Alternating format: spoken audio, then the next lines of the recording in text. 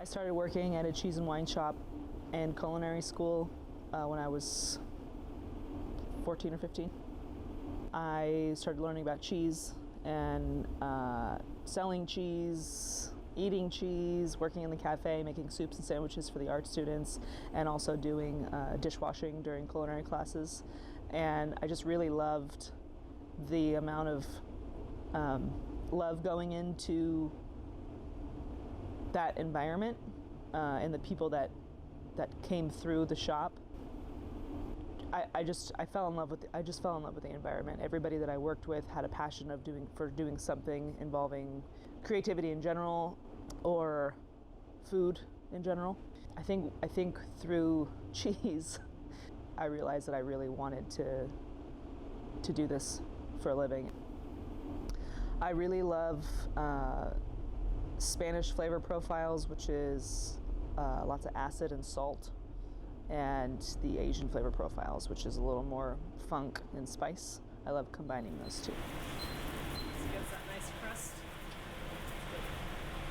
It's like a sandwich. I do draw inspiration from what I like to eat, what I enjoy eating, which, you know, I'll try anything at least once. But in this experience working with Kairoa, I realized that I enjoyed learning about other cultures and making whatever that culture's food is approachable. You know, a lot of people don't know what New Zealand food is at all, when in fact it's like this huge melting pot of comfort food and pies, and then you have your fish, and I mean it's right next to Asia, so you have a lot of influence from there as well.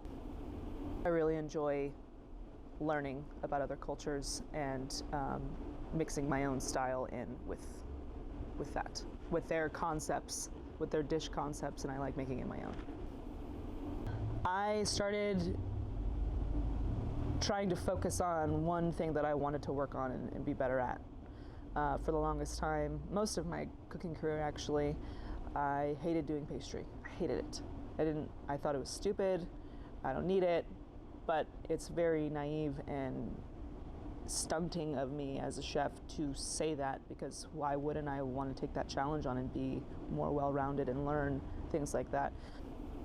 I spent a lot of time learning how to make bread and the ins and outs of the sciences of that. Like, I love that kind of stuff. I love the science of food and why these chemical reactions happen and why the air bubbles are bigger or smaller, and just learning.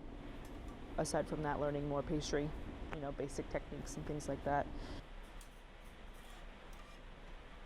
I'm an industry lifer, so I've tried getting out of it here and there, and it's like the Mafia. It's like you can't leave.